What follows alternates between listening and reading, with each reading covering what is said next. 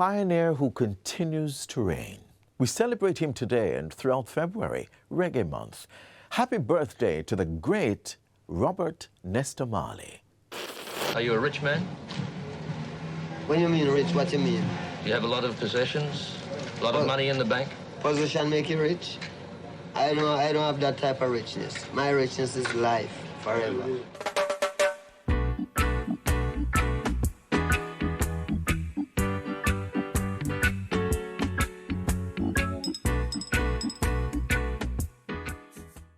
This installment of Jamaica Magazine is your destination for vibrant and cultural-rich features and other offerings.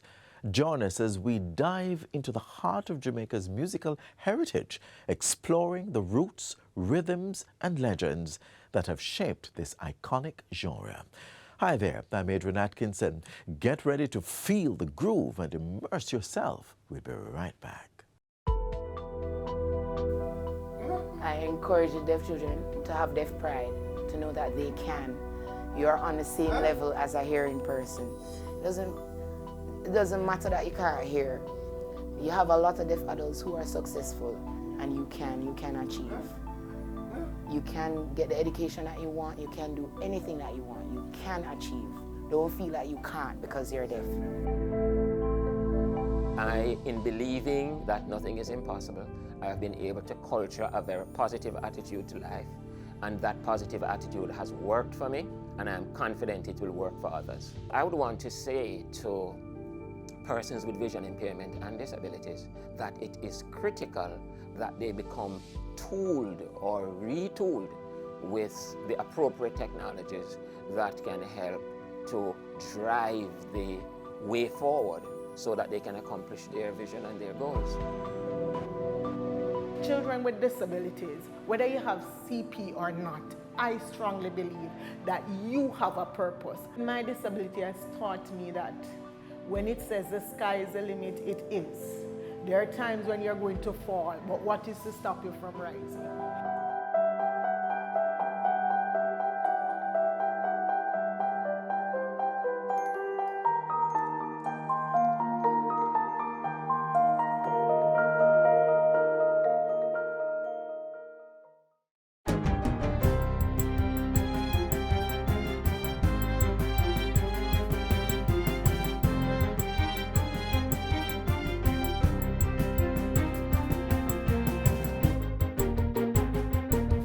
Good day, I'm Theodore Henry, and this is your JIS News for Tuesday, February 6, 2024. Another 150 schools will be targeted later this month for the third cycle of restorative justice training. The Ministries of Justice and Education signed a memorandum of understanding on Monday outlining their cooperation on the initiative. Justice Minister Delroy Chuck says his ministry will not only train more people in schools, but will also provide as many facilitators as needed in the educational institutions.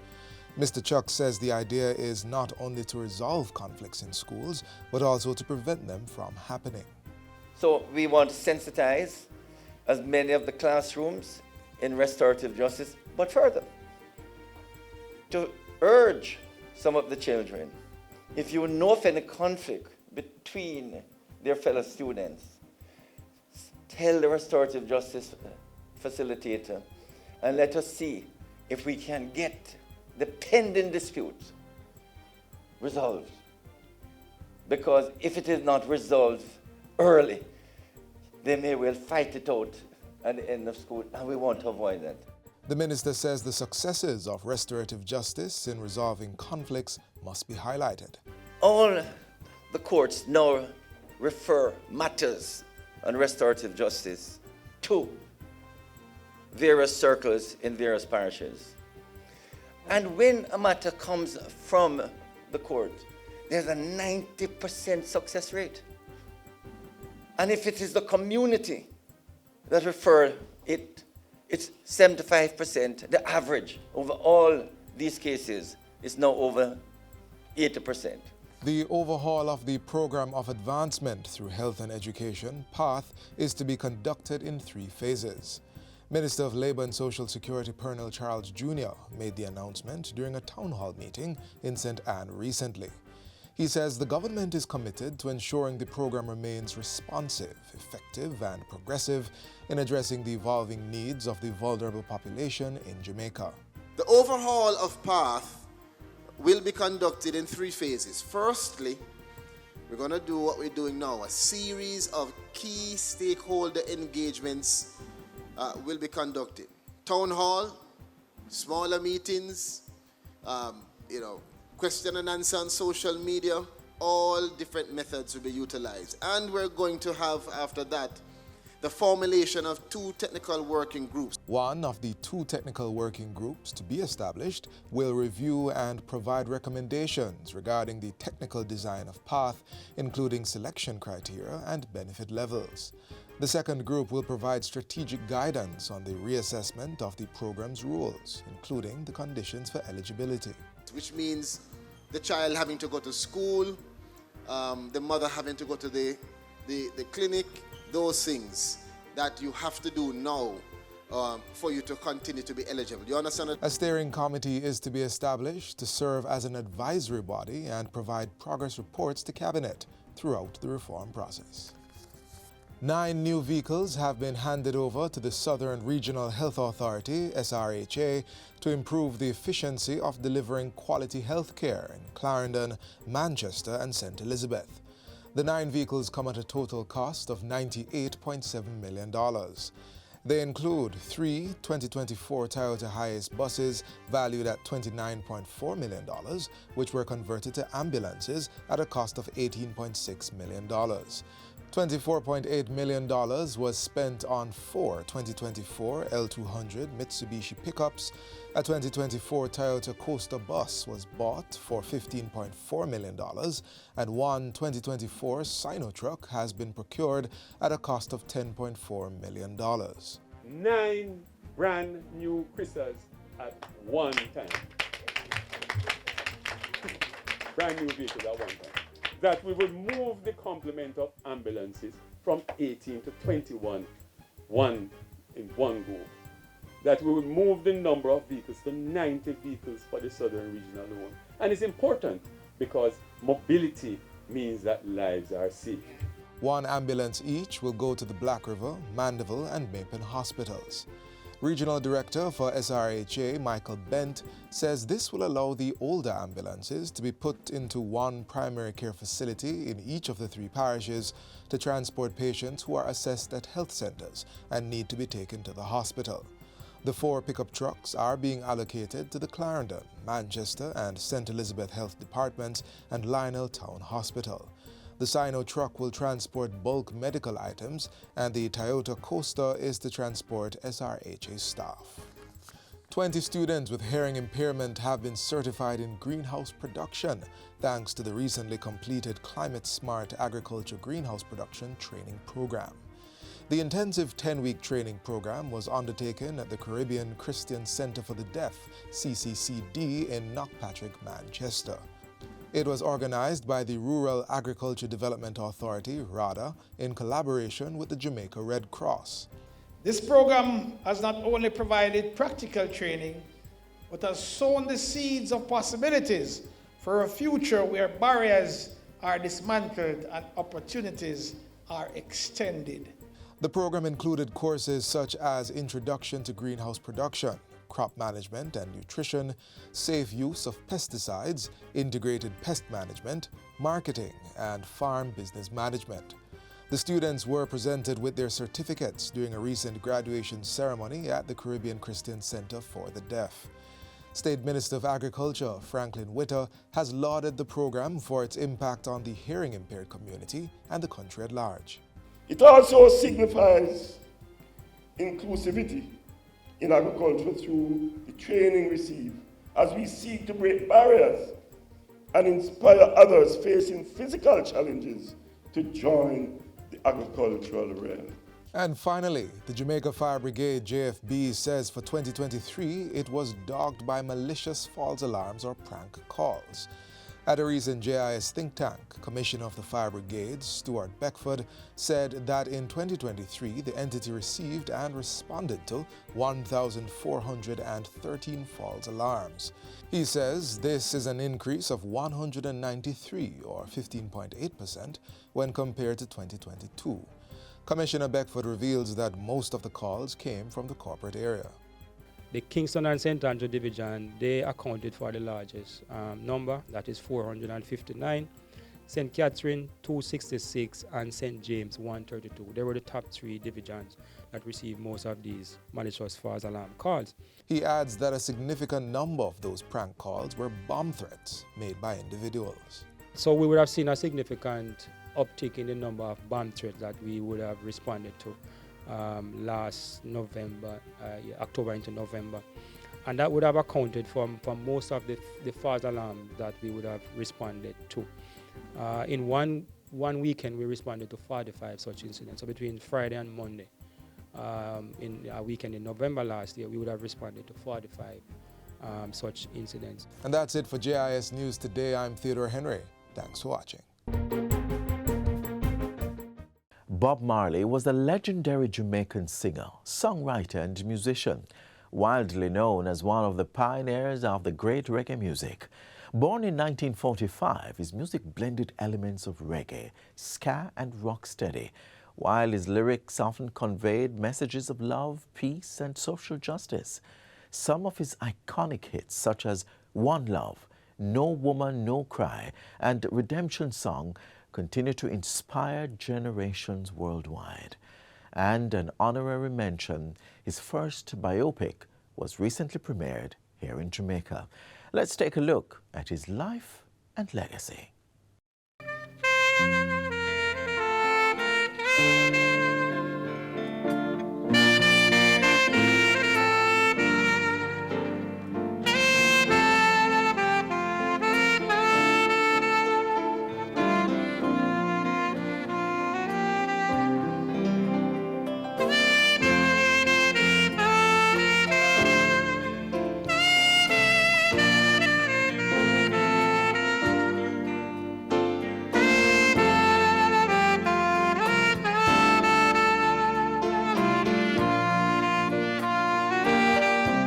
It is unquestionable that Robert Nesta Marley was a musical genius, a prolific songwriter, and indeed a legend.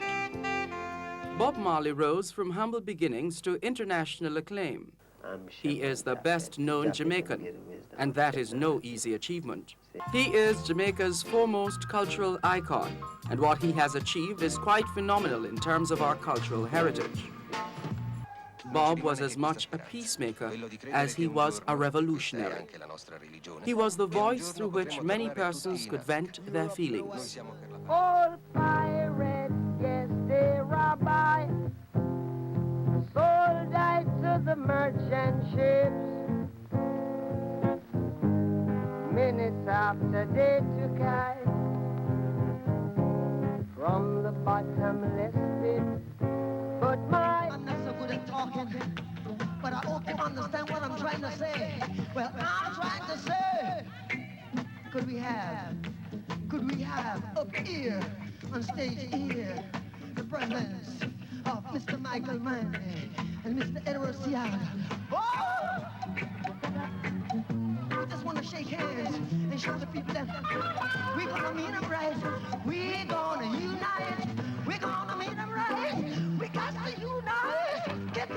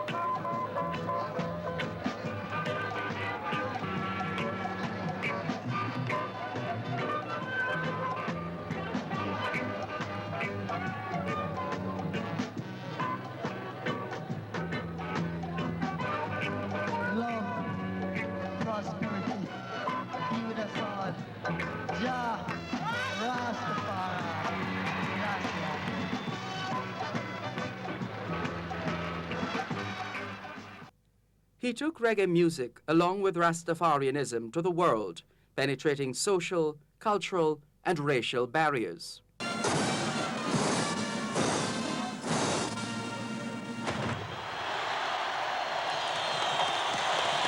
for a moment, I think he got it tangled there, but there it goes.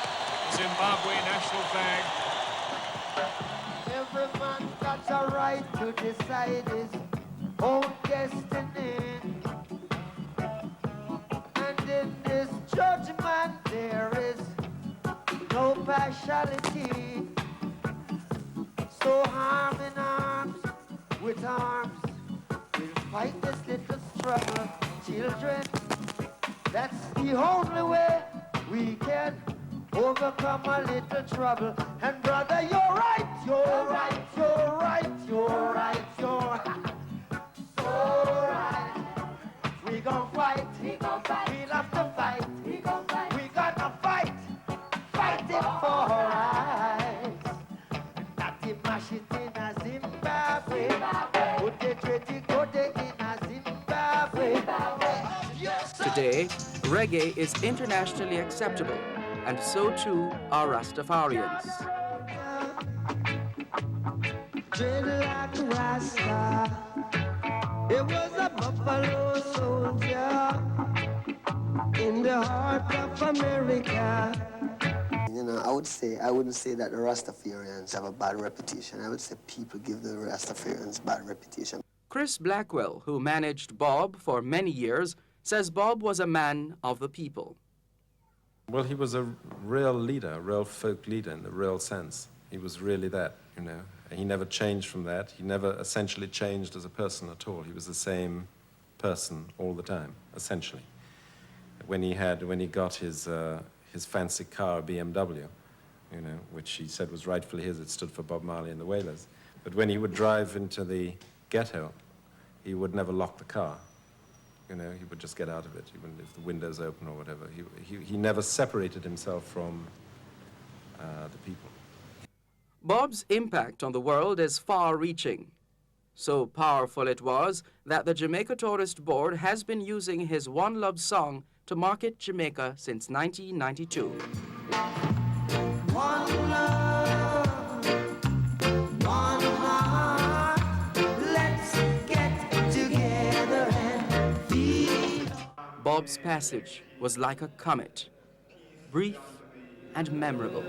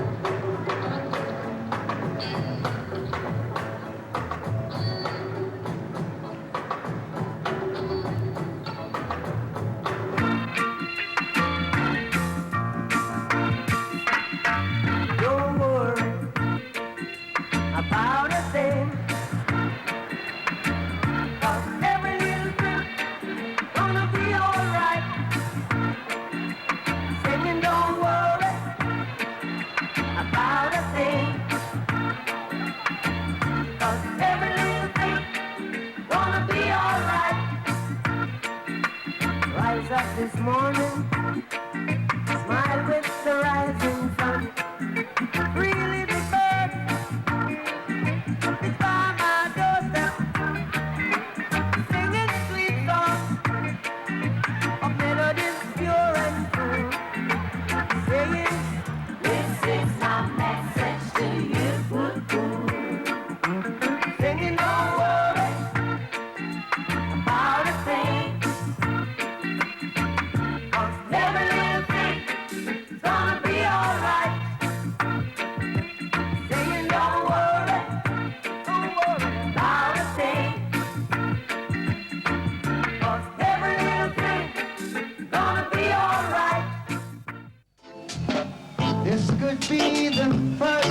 it. Might as well be the last. Many more will have to suffer. Many more will have to die. Don't ask me why. Things are not the way they used to be here. I won't tell no lie. One and all got to face reality, yeah. Though I tried to find the answer to all the questions they ask, yet I know it's impossible to go living through the past. Don't tell no lie. There's a natural mystic blowing through the air. His legacy is manifold. He left us a legacy of struggle, a legacy of triumph, and a legacy of hope. His contribution is strongly recognized, and he is celebrated in many ways. His statue stands tall in Kingston. The week in which his birthday, February 6, falls, is celebrated as Bob Marley Week. I'm gonna be iron like a lion in Zion. We just saw what life was like for the legend, Bob Marley. Now we'll take a wider look at the impact of reggae music on Jamaicans and the world at large. From deep within the archives, on reels no longer supported by the platforms of a technological modernization in the transmission of sounds and images, comes the story of a people and their relationship with the music they have bred. Reggae! Reggae music is bass, brother. Yes, sir. Reggae music is roots. Not the dread. Yes, sir. Is our kind of music that, brother? What me say?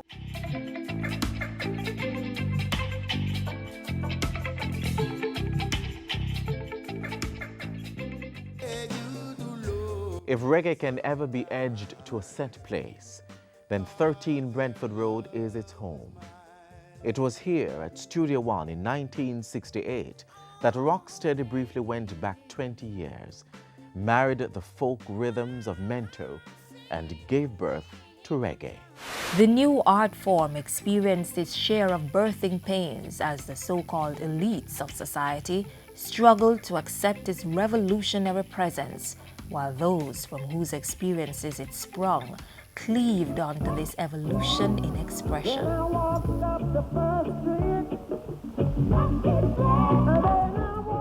Reggae music is something that I think most of our people are ashamed of.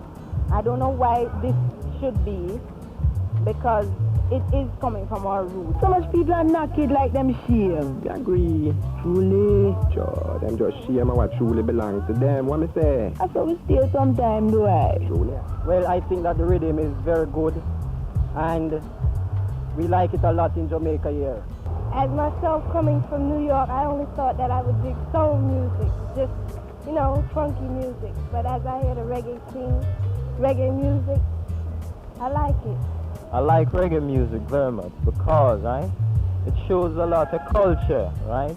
It tells from the plantation days, the type of music the people used to sing, right? And it sort of reveal what really was going on in that time, right? Up till now, right? It's something you can't just sit down and listen to. You have, you know, you get the feeling to move. Reggae music is our high-style music. Same way like how soul music belongs to stage, reggae music belongs to J. And my favorite artist are Bob Marley and the Wailers. Probably because it's part of me, you know, and we create it, I don't know. But I think I enjoy playing reggae very much.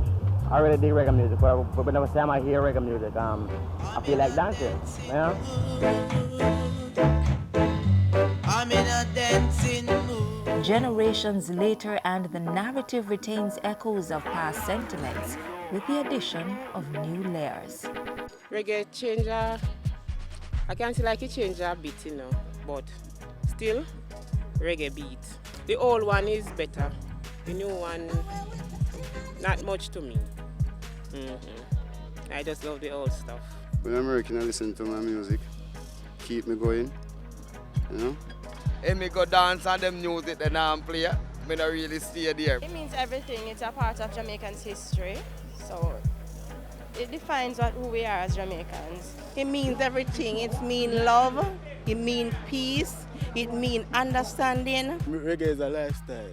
Reggae is a lifestyle, you know, Jamaican lifestyle. Yeah, even the lifestyle you live, because even they tell you in the farm, you know, you work hard every day, hustle hard every day, and the music says reggae. So, reggae is life, man, you know?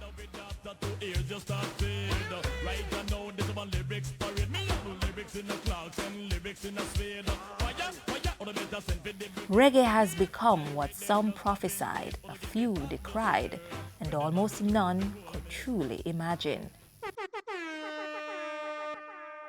Reggae is no longer seen in the world as alternative music or third world music or new wave music.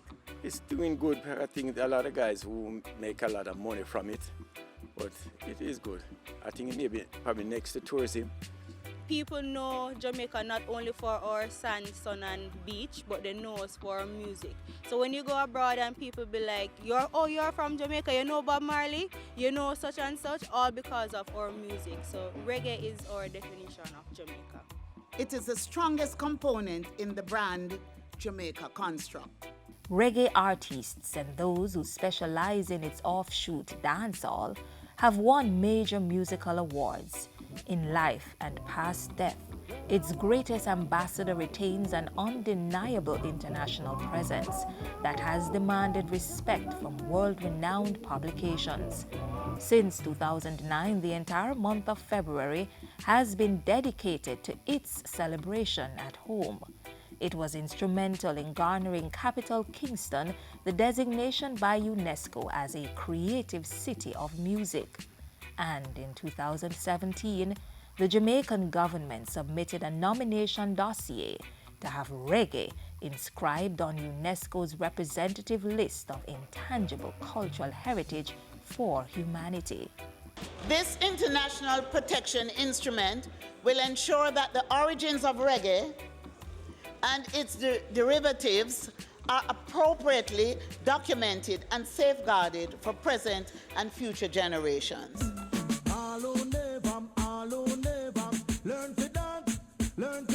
It is fascinating to reminisce on the early days when Jamaican music struggled to germinate, and the pioneers were classified in some cases as undesirables right here at home.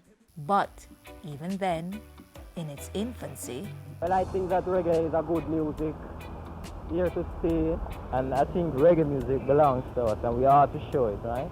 And now, reggae is hot commodity, and the world has embraced it, but we are proud to declare that we still own it. Respect must be given whenever respect is due. One more time, let's give it up for Jamaica and reggae music.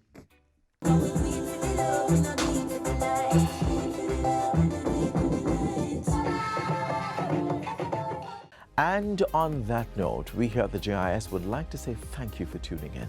Do join us again tomorrow on this station as we have another lineup waiting just for you. You may visit our website in the meantime at jis.gov.jm to re-watch this show or the many others we have there. On behalf of all of us here at the JIS, I'm Adrian Atkinson. Thank you so much for watching.